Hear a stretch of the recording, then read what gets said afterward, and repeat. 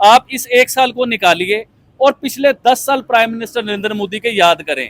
उन्होंने अपनी कौम के लिए, अपने लोगों के लिए जो खिदमत अंजाम दी है ना, मेरी ख्वाहिश ये है कि पाकिस्तान में भी कोई ऐसा वजीर आजम हो कि अपनी कौम के लिए खिदमत अंजाम दे। अब वो खिदमत क्या थी ये भी सुनिए। जो इंसान आम आदमी के साथ खड़ा हो, मैं उस आदमी की तारीफ करूंगा। जो इंसान आम आदमी के घर में आटा, राशन, रोटी प्रोवाइड करे, मैं उसकी तारीफ करूंगा। पीछे में पाकिस्तान है ना, देखिए इसके साथ ईरान का बॉर्डर लगता है। ईरान की दुश्मनी किसके साथ है? अमेरिका के साथ। इसके साथ चाइना का बॉर्डर लगता है। चाइना की दुश्मनी किसके साथ है? अमेरिका के साथ। इसके साथ इंडिया का बॉर्डर लगता है। इंडिया की अब दुश्मनी किसके साथ चल रही है? अमेरिका के साथ। तो पाकिस्तान इस खिते में सोने की चिड़िया है भाईजान। इसलिए पाकिस्तान अहमियत का हामिल है भाईजान। ये वजह, उन्होंने अपने लोगों को बिजली के बीच में रिलीफ दिए, जो मुश्किल चीजें हैं ना उनमें रिलीफ दिए। उन्होंने अपने लोगों के बच्चों की एजुकेशन फ्री कर दी। तो देखें हम लोग क्या चाह रहे हैं, किस चीज से पिसे हुए हम लोग बिजली, आटा, पानी, गैस और एजुकेशन, इन चीजों से पिसे हुए हैं। फिर उसके बाद उन्होंने जो कोई बीमार हो जाए तो हॉस्पिटल में लाखों रुपए के जो इलाज है ना वो फ्री किए हुए हैं। या वो लोग अपना आटा टमाटर पूरा करेंगे, कभी इस चीज को भी सोचे जो साहब। अच्छा, लास्ट में मुझे बस ये बता दें, इससे हम इंटरनेशनल पॉलिटिक्स की अगर बात करें, आपने ही कहा कि कभी इंडिया और अमेरिका के रिलेशन बड़े बेहतर थे, नो डाउट बहुत बेहतर थे। और अमेरिका तो आए दिन हमारे पे पाबंदियां लगाता था, कभी हमें ग्रे लिस्ट में डाल देता था, कभी कहता था पाकिस्तान में ऐसी ऑर्गेनाइजेशंस हैं जो। मैं आपकी बात काटता हूँ, ये वही अमेरिका है जो हिंदुस्तान के प्राइम मिनिस्टर के साथ जप्पे डालता था, पपियां करता था। और ये उसी की पॉलिसी है आज कि उसने चापार पोर्ट के ऊपर हिंदुस्तान की पाबंदी लगा दी कंपनियों के लिए। हिंदुस्तान की जो टॉप की बड़ी कंपनी सब पे पाबंदी लगा दी है। वो चापार पोर्ट पाकिस्तान के अगेंस्ट आमने सामने बना हुआ था। जहाँ पाकिस्तान का सी पैक था उसके सामने चापार पोर्ट था। तो वो अपनी हद को क्रॉस करता जा रहा है। जो वो चाहता है ना ट्रंप, इस टाइम वो कर रहा है। इवन के हिंदुस्तान को दुनिया की जो ड्रग्स की कंट्री होती है ना, जहाँ पे नशा होता है, ड्रग्स होता है, उसके बीच में भी उसमें उसका नाम डाल दिया हिंदुस्तान के कंट्री का। ठीक है, लेकिन नो डाउट इंडिया में भी बड़ा ड्रग्स एडिक्ट मौजूद हैं, बड़ी नशावर चीजें लोग यूज करते होंगे। पाकिस्तान में भी ये तो हर जगह पे चलता है। और लेकिन बात ये देखने वाली है कि अगर आज हमारे रिलेशन दूसरे कंट्रीज के साथ बेहतर हो रहे हैं, और नो डाउट हो रहे हैं, बहुत से लोग कहेंगे कि यार ऐਵੇਂ ही हो रहे हैं, ऐਵੇਂ एक स्टेटमेंट है। नहीं, स्टेटमेंट ऐसे ही दे देता है, ट्रंप भी ऐसे ही स्टेटमेंट दे देता है, और सऊदी अरेबिया भी ऐसे ही डील कर लेता है, रशिया भी ऐसे ही, रशियन प्रेसिडेंट कह देता है कि हम पाकिस्तान के साथ ट्रेड करना चाहते हैं, चाइना भी हमें ऐसे ही बुला लेता है। नहीं, कुछ ना कुछ तो है, कहीं ना कहीं पाकिस्तान की अहमियत बढ़ रही है। लेकिन उसमें पाकिस्तान की पब्लिक और खास तौर पे पाकिस्तान की लीडरशिप को गौर करने की जरूरत है कि अगर फिर से हमें मौका मिला है तो हम किसी दूसरे को नीचा दिखाने की बजाय, किसी दूसरे को खराब करने की बजाय, या किसी दूसरे का नुकसान करने की बजाय अपना फायदा करें, अपने आप को स्टेबल करें। देखिए, आपने कहा कि पाकिस्तान की कहीं ना कहीं तो कोई बात है। मैं बताता हूँ क्या बात है। पाकिस्तान खिते में जिस नक्शे में पाकिस्तान है ना, देखिए इसके साथ ईरान का बॉर्डर लगता है। ईरान की दुश्मनी किसके साथ है? अमेरिका के साथ। इसके साथ चाइना का बॉर्डर लगता है। चाइना की दुश्मनी किसके साथ है? अमेरिका के साथ। इसके साथ इंडिया का बॉर्डर लगता है। इंडिया की अब दुश्मनी किसके साथ चल रही है? अमेरिका के साथ। तो पाकिस्तान इस खिते में सोने की चिड़िया है भाईजान। इसलिए पाकिस्तान अहमियत का हामिल है भाईजान, ये वजह। ठीक है, यानी कि पाकिस्तान के तीन तरफ, इवन अफगानिस्तान की अगर बात करें तो अभी खबरें ये है कि शायद अफगानिस्तान में अमेरिका अपनी फोर्स भेज देगा दोबारा से, क्योंकि तीनों तरफ तो अमेरिका के दुश्मन बैठे हैं। अफगानिस्तान में अमेरिका अपनी फोर्स कभी भी नहीं भेजेगा, क्योंकि अमेरिका को बड़े छितर पड़े हैं अफगानिस्तान से। वो इवन के इस तरह भागे हैं रातों रात, अपना असला भी छोड़ के, अपने टैंक भी छोड़ के, ईच एंड एवरीथिंग, हर चीज छोड़ के भाग गए हैं। अब वो अफगानिस्तान की जंग में खुद शामिल नहीं होगा, अब वो पाकिस्तान को यूज करेगा इस जंग के बीच में। क्योंकि आपको आइडिया होगा कि अफगानिस्तान बॉर्डर्स पे पाकिस्तान की बहुत ज्यादा झड़पें चल रही हैं। रोजाना जो है ना उधर मामला चल रहे हैं। कभी सुनने में आता है कि पाकिस्तान अटैक कर दिया, पाकिस्तान प्रॉपर अटैक कर रहा है, पाकिस्तान ने एक मिशन शुरू किया हुआ है। तो उसमें अमेरिका जो है ना पीछे, मुझे लगता है, देखिए मुझे पता नहीं है, मुझे लगता है कि अमेरिका पूरी सपोर्ट करेगा पाकिस्तान की। जी आप इस तरह हमले करें, अपनी टेक्नोलॉजी या कोई भी चीजें होंगी वो पाकिस्तान को मशवरा देगा उस चीज। ठीक है, लेकिन आबिद भाई, आप जिन लीडर को फेवरेट लीडर कहते हैं कि उसकी पॉलिसीज मुझे बड़ी पसंद है, इंडिया के प्राइम मिनिस्टर की पॉलिसीज, इंडिया का प्राइम मिनिस्टर नरेंद्र मोदी अपने कंट्री को बेहतर लेके चल रहा है, लेकिन अब वो 75 साल का हो गया है। बहुत से लोग ये बात कर रहे हैं कि उन्हीं की ये पॉलिसी थी कि आपने जब कोई भी पॉलिटिशियन या कोई भी लीडर 75 साल का हो जाएगा वो रिजाइन कर देगा, तो उन्होंने रिजाइन ही नहीं किया। देखिए, आपने इस पे क्या कहना चाहेंगे? ये पूछना चाहिए आबिद भाई से। आबिद भाई क्या कहेंगे? जो सब आपने इस चीज पे सही, मुझे लग रहा है आपने पढ़ा नहीं है। देखें, ये रूल जो है ना 75 साल का, ये उनके आइन का रूल नहीं है, यानी उनके पार्लियामेंट का रूल नहीं है, ये उनकी पार्टी का रूल है। उनकी पार्टी ने ये डिसाइड किया हुआ है कि 75 साल से ज्यादा जो है ना वो सीट पे नहीं बैठेगा वजीर आजम। तो रूल तो रूल है ना, रूल तो रूल है ना। तो उस रूल के ऊपर प्राइम मिनिस्टर नरेंद्र मोदी पूरे भी उतरे हैं। उन्होंने रिजाइन करके अपनी पार्टी को दे दिया हुआ है। हाँ। अब पार्टी उसके ऊपर रद्द-ए-अमल दिखाएगी कि वो इस्तीफा कबूल करते हैं या नहीं करते हैं। और ये देखें, ये उनके अंदर के मामलात हैं, तो ये वो जो मर्जी करेंगे, उनकी अपनी चीजें, हमें मेरे ख्याल से इस चीज पे नहीं बोलना चाहिए। ठीक है, नहीं वैसे तो हम उनके मुख्तलिफ इश्यूज के ऊपर बात करते हैं, तो जिधर मोदी की बात बात आई क्लियर है कर देता हूँ, मैं आपको इस चीज को भी क्लियर कर देता हूँ। उन्होंने अपने लोगों को बिजली के बीच में रिलीफ दिए, जो मुश्किल चीजें हैं ना उनमें रिलीफ दिए। उन्होंने अपने लोगों के बच्चों की एजुकेशन फ्री कर दी। अच्छा। तो देखें हम लोग क्या चाह रहे हैं, किस चीज से पिसे हुए हैं हम लोग बिजली, आटा, पानी, गैस और एजुकेशन, इन चीजों से पिसे हुए हैं। फिर उसके बाद उन्होंने जो कोई बीमार हो जाए तो हॉस्पिटल में लाखों रुपए के जो इलाज है ना वो फ्री किए हुए हैं। नहीं, वो तो यहाँ पे भी कई जगह पे फ्री है। हाँ जी बिल्कुल है, यहाँ पे भी है। लेकिन आपने सिर्फ इलाज की बात की, मुझे आज तक गवर्नमेंट की तरफ से आटा फ्री नहीं मिला, मुझे गवर्नमेंट की तरफ से कभी बिजली फ्री नहीं मिली, मुझे गवर्नमेंट की तरफ से कभी भी आसानी नहीं मिली।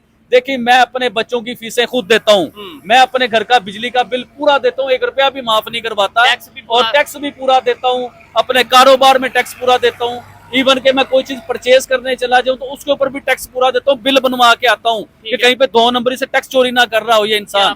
तो हम तो पाकिस्तान के साथ ना दिलो जान से सिंसेर है, हमारे हुक्मरानों को भी हमारे साथ सिंसेर होना चाहिए। और शायद यही वजह है, अगर कोई भी इंसान किसी कंट्री जो उसका अपना कंट्री है उसके साथ सिंसेर होता है तो तकलीफ होती है। अगर कुछ गलत हो रहा है उसे देख के तकलीफ होती है, बेहतरी करने की ख्वाहिश होती है, और ये दिल करता है कि गलत को गलत कहा जाए और सही को सही कहा जाए। आबिद भाई की बातें आपको कैसी लगी? आबिद भाई जज्बात में आके कभी कभी बहुत जो सा ना वो ऐसी बातें कर जाते हैं जिसके बाद मुश्किल कहना चाहूंगा। देखें आज जो मैंने बातें की है ना, देखें मैं एक मुहब्बे वतन पाकिस्तानी हूँ, उसमें कई बातें कई लोगों को अच्छी लगेंगी, कई लोगों को बुरी लगेंगी। और आपको ये भी आइडिया होगा कि आपकी ऑडियंस 80% जो है ना हिंदुस्तान से हमें देखा जाता है, 20% पाकिस्तान से या दुनिया में कहीं देखा जाता है।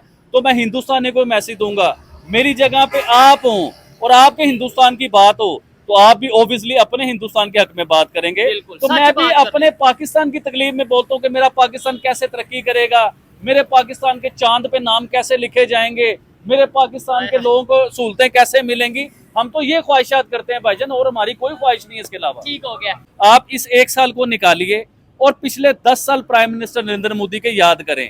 उन्होंने अपनी कौम के लिए, अपने लोगों के लिए जो खिदमत अंजाम दी है ना, मेरी ख्वाहिश ये है कि पाकिस्तान में भी कोई ऐसा वजीर आजम हो कि अपनी कौम के लिए खिदमत अंजाम दे। अब वो खिदमत क्या थी ये भी सुनिए। जो इंसान आम आदमी के साथ खड़ा हो मैं उस आदमी की तारीफ करूंगा। जो इंसान आम आदमी के घर में आटा, राशन, रोटी प्रोवाइड करे मैं उसकी तारीफ करूंगा। अबूजर भाई, पाकिस्तान देखें, अगर नेबर कंट्री ईरान है, अब उस तरीके से जाहिर बात है उनकी जो इकोनॉमिक टाइज हैं वो इंडिया के साथ ज्यादा बेहतर हो जाएगी। अफगानिस्तान की में बहुत ज्यादा इन्वेस्टमेंट है इंडिया की। पाकिस्तान आइसोलेट होता नजर नहीं आ रहा जैसे इंडिया के हाथों, मतलब अगर देखा जाए तो ईरान, अफगानिस्तान, जितने भी इर्द के कंट्रीज हैं इंडिया से रिलेशन, इवन चाइना, अब तो मतलब हम ये भी नहीं कह सकते, पहले तो ये कहते थे जो भी है चाइना ही अकेला भारी हमारे लिए बड़ा है कि हमारा दोस्त है, आयरन फ्रेंड है। वो भी देखें, वो भी इंडिया के साथ, वो भी समझ गया कि इस टाइम इंडिया को नाराज करना बेवकूफ़ी है। देखें इसके अंदर मैं 2 चीजें कहूंगा। पाकिस्तान आइसोलेट इंडिया की वजह से नहीं हुआ, हालांकि इस ब्रिक्स के इवेंट के अंदर भी इंडिया ने फिर वही स्टेटमेंट की कि मतलब हम टेररिज्म को लेके, जहां पे टेररिज्म होगा उसके मतलब अगेंस्ट नहीं होगा। इस तरह से बेसिकली हिट तो वो पाकिस्तान को कर रहे होते हैं। यूरोप के भी एक आधा ही मुल्क है इसके अंदर, आर्मीनिया है। मतलब वेस्ट को छोड़ के दुनिया का हर मुल्क इसके अंदर है। दुनिया किस तरह डिवाइडेड है, अफ्रीका, एशिया, ठीक है, आपका यूरोप, आपका फिर ये वेस्ट हो गया, रशिया, ये ब्लॉक्स है ना आपके। ठीक है, अमेरिका और यूरोप को निकाल के पूरी दुनिया ब्रिक्स की मेंबर है। ठीक है, तो ये बड़ी इसमें अफ्रीका भी है, इसमें चाइना भी है, इसमें एशिया भी है। साफ ज़रा चाइना भी एशिया में आता है। एशिया, अफ्रीका, रशिया, इतना बड़ा ब्लॉक मिलके अगर एक करेंसी निकालता है। ठीक है, आपने तो एक बात की, अमेरिका और यूरोप को साथ बीच में पाकिस्तान को भी डाल देंगे। अमेरिका, यूरोप और पाकिस्तान को छोड़ के बाकी सब कंट्रीज, पाकिस्तान क्योंकि इकोनॉमिकली मैटर नहीं करता ना, कितनी कोई इकोनॉमी होगी हमारी, $1 ट्रिलियन की होगी। फिर भी दुनिया का 5वीं बड़ी आबादी है, ऐसा ना करें। देखें इकोनॉमी बेशक नहीं है, लेकिन आज भी ये नहीं मैं कह सकता कि भाई पाकिस्तान की उस तरह वर्थ ही नहीं है। आज भी अगर पाकिस्तान की फॉरेन पॉलिसी क्लियर हो जाए, बेहतर हो जाए, तो आपको नहीं लगता पूरी दुनिया यहाँ पे आके इन्वेस्ट करना चाहेगी, रिलेशन बेहतर करना चाहेगी? इसमें तो कोई शक नहीं, लेकिन अगर वैसा फ्रेंडली एनवायरनमेंट प्रोवाइड किया जाए, जो कि ताक़यामत नहीं प्रोवाइड किया जाएगा। रही बात पाकिस्तान की वर्थ की, मैं कहता हूं अगर क़यामत भी आ जाए, जो वर्थ पाकिस्तान की है ना, हाँ। वो डे बाय डे बढ़नी है। अच्छा। अभी मौजूदा जो डेवलपमेंट ब्रिक्स के अंदर हुई है, ठीक है। उसके अंदर पाकिस्तान को ना चाहते हुए फायदा हो गया है। कैसे? वो इस तरह से, अब आप देख लें, जब ये इकोनॉमिक कॉरिडोर बनने जा रहा है, रशिया, ईरान और इसका चाइना का, ठीक है, ये इंडिया sorry, का, ईरान का, रशिया का इकोनॉमिक कॉरिडोर बना। अब ये चीज वेस्ट को पसंद नहीं आएगी। ठीक है। अच्छा, उसके बाद अगर डॉलराइजेशन आती है, ये चीज वेस्ट को पसंद नहीं आएगी। डी-डॉलराइजेशन, अब ये वेस्ट को पसंद नहीं आएगी। आपकी मतलब बेसिकली जो भी ब्रिक्स की अचीवमेंट है, वो वेस्ट के इंटरेस्ट के अगेंस्ट है। ठीक है। तो वो क्या करेंगे? वो डेफिनेटली हरगिज नहीं चाहेंगे। बट इस चीज में तो पूरा वेस्ट एंजॉय कर रहा था कि चाइना और इंडिया की लड़ाई हो रही है, तो अब पूरा वेस्ट रो रहा होगा। अब पूरा वेस्ट रो रहा होगा। अब उन्होंने साफ ज़रा इस चीज को टैकल तो करना है। ठीक है। टैकल करने के लिए उनकी प्रॉक्सी कौन है इस खित्ते के अंदर, जो इंडिया को भी प्रॉब्लम क्रिएट कर सके और चाइना को भी? वो पाकिस्तान ही है। या हम ईरान को भी प्रॉब्लम क्रिएट कर सकते हैं, क्योंकि हम ही एक वाहिद कंट्री है ना जो कि इनके साथ बॉर्डर शेयर करते हैं। ठीक है। तो खित्ते के तो अंदर अगर जियोपॉलिटिकली देखा जाए तो हमारी इंपॉर्टेंस इसलिए बढ़ गया, वेस्ट हम पे डिपेंडेंट होगा। नहीं, इसमें तो नेगेटिव पॉइंट पे देखा जाए तो इंपॉर्टेंस तो बढ़ गई ना, नेगेटिवली ही होगी ना। यानी कि हमारा फिर काम ही ये रह गया हाँ। कि भाई लेट्स सपोज अगर बिल्कुल दो ऐसे कोई है। कंट्रीज के दरमियान जंग है तो हमें यूज किया जाए, हमारा ये कोई इंपॉर्टेंस ना, ये- ये वक्ती फायदा हुआ, यानी जी, जी, डॉलर जी। दो, पैसे दो, काम करवाओ, बात है। हाँ, लास्ट टाइम भी मैंने कहा था कि पाकिस्तान में इंडस्ट्रियलाइजेशन तो है नहीं। ठीक है। इस तरह का कोई अब मैंने ये लास्ट व्लॉग में ये बात कह ठीक है। चुका हुआ हूँ कि जब भी आपकी ये यूएसएसआर वार हुई, हमने अपनी फौज दी वहां पे, मतलब हमने वार की अगेंस्ट रशिया, यूएसएसआर को तोड़ने में अफगानिस्तान को हेल्प की। उसके बाद आपकी 1970 वाली वार आई। जब वार आई, मतलब कारगिल हुआ, वार अगेंस्ट टेररिज्म हुआ, ये जितनी भी वार अगेंस्ट टेररिज्म तो 2020 में खत्म हुई ना।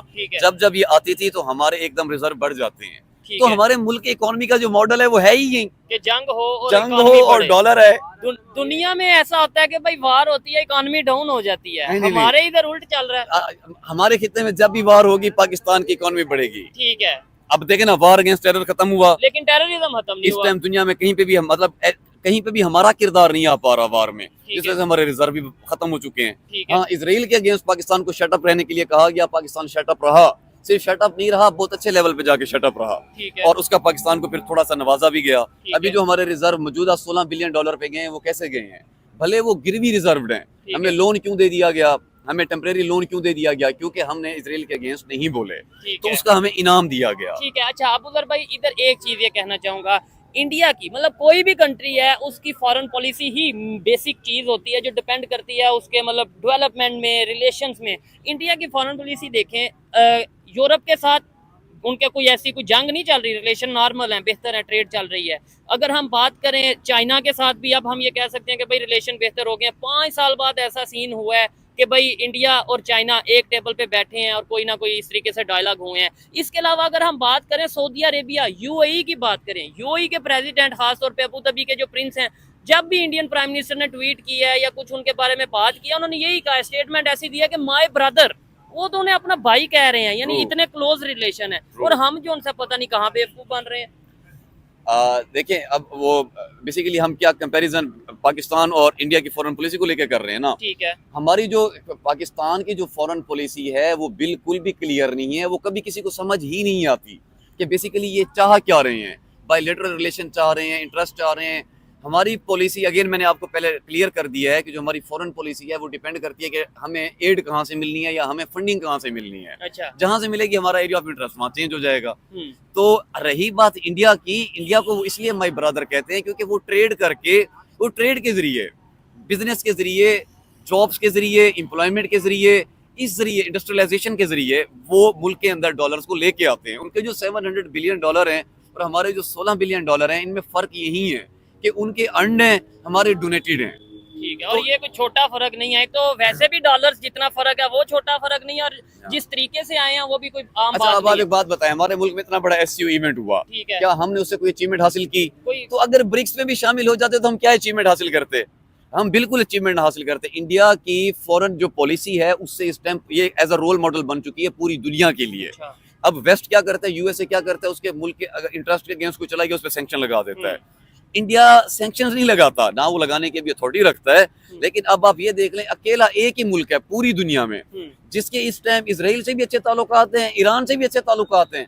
जबरदस्त ईरान- ऐसा खेल है, मतलब हाँ। ऐसी उनकी फॉरेन पॉलिसी है, बिल्कुल। ऐसी उनकी स्ट्रेटेजी है कि और बिल्कुल। इवन इसके अलावा रशिया से भी बेहतर है, यूक्रेन से भी बेहतर है। रशिया और यूक्रेन, उन्होंने तो अपने एम्बेसडर को वहां से इसराइल से वापस बुला लिया। ठीक है। लेकिन वाहिद इस टाइम दुनिया में एक ही इंडिया कंट्री है जिसके एम्बेसडर इस टाइम इसराइल में मौजूद हैं ठीक है। और ईरान में भी मौजूद हैं। ठीक है। तो ये बात ईरान को भी बहुत अच्छे से पता है कि ईरान और इसराइल वार के अंदर इंडिया कितना बड़ा रोल प्ले कर सकता है। जब आपके एम्बेसडर ही नहीं रहे, टेबल टॉक ही आपने खत्म कर दी, तो वार, क्योंकि जितनी भी वार हो जाए खत्म तो टेबल टॉक पे होनी है। बिल्कुल तो ऐसे। टेबल टॉक का इस टाइम जो एक वाहिद मीडिएटर है जो आपका एज अ कैटलिस्ट काम कर सकता है, वो इंडिया है। ठीक है। इंडिया को आप इस टाइम पूरी दुनिया की फॉरेन पॉलिसी से निकाल ही नहीं सकते। अगर आप इंडिया को निकाल लें तो फॉरेन पॉलिसी एग्जिस्ट ही नहीं करती। ठीक है। आपकी ईरान इसराइल वॉर इंडिया, आपकी यूक्रेन रशिया वॉर इंडिया, और इसी तरह अब आप किसी भी पर्सपेक्टिव से मिडल ईस्ट में आप चले जाएं, ठीक है। इवन अब तो हम ये भी कह सकते हैं कि रशिया और अमेरिका वार इंडिया, इंडिया ठीक है, इंडिया चाइना और अमेरिका वार इंडिया। तो मिडल ईस्ट को भी देख लें, इसराइल मिडल ईस्ट की प्रॉब्लम है ना, ठीक है। तो इंडिया,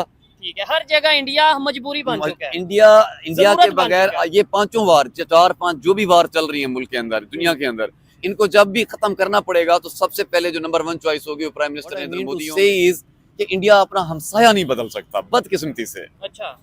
अब उसकी वो बेसिकली हम एक इरिटेटिंग कंट्री है उनके लिए, क्योंकि उनको हमारी जरूरत नहीं है, but we can be pain in the ass whenever we want. कि भाई नेबर तो है ना, जरूरत है या नहीं है, घर तो साथ ही है। उस वजह से बाकी आपने जो बात की ना, यस, अगर पाकिस्तान को ब्रिक्स का क्या, पाकिस्तान को किसी चीज का भी मेंबर बना दे, मेंबर होने से थोड़ी अहमियत होती है। ठीक है। मेंबर तो इस टाइम इथियोपिया भी है ब्रिक्स का, ठीक है। उसने क्या कोई अचीवमेंट हासिल कर ली?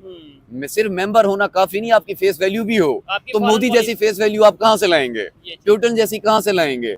खुमैनी जैसी कहाँ से लाएंगे आप फेस रशिया वैल्यू? के प्रेसिडेंट और अपना चाइना के प्रेसिडेंट वैसी कहाँ से लाएंगे? वो कहाँ से क्रेडिबिलिटी पहले आप अपने होम कंट्री में बनाए। आपके होम कंट्री में आपके अगेंस्ट रैलीज निकलती हो, मतलब वो एक अलग टॉपिक है। ठीक है, वो मतलब हम Hate डोमेस्टिक हो। टॉपिक के ऊपर हाँ। उस तरीके से बात नहीं करते। यहीं पे वीडियो को वाइंड अप करते हैं। आपको अबूजर भाई की बातें कैसी लगी कमेंट बॉक्स में जरूर बताइएगा। और एक जरूरी अनाउंसमेंट कि अबूजर भाई का अपना भी यूट्यूब चैनल है जिसका लिंक मैं हर दफा जब भी इनके साथ वीडियो करता हूँ डिस्क्रिप्शन में जरूर रखता हूँ। आप काइंडली एक दफा जाके जरूर विजिट करें, इनकी ओपिनियन जरूर सुने और मिलते हैं नेक्स्ट वीडियो में। तब तक के लिए पीस आउट, अल्लाह हाफिज।